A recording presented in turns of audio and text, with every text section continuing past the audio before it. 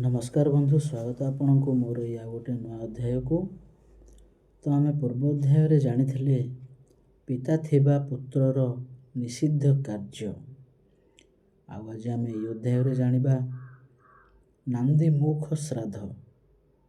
तो चलतु बंधु, डेरी न करी आम आरंभ करवा। नांदी मुख श्राद्ध।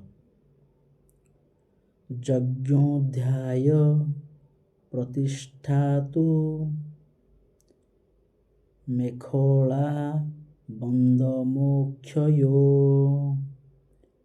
पुत्र जन्म वृक्षोस्तगे वृद्धि श्राद्ध समाचरेत। यथा यज्ञ विवाह प्रतिष्ठा उपनयन समावर्तन पुत्र जन्म एवं वृद्धस्तर्ग कर्म मानंकरे नांदी श्राद्ध करिबो। तो बंधु, आज आम जानिले नांदी मुख श्राद्ध। आज एतिकी आम आगामी अध्याय जानिबा नांदी श्राद्ध समय। तो से पर्यंत आपण समस्त को नमस्कार।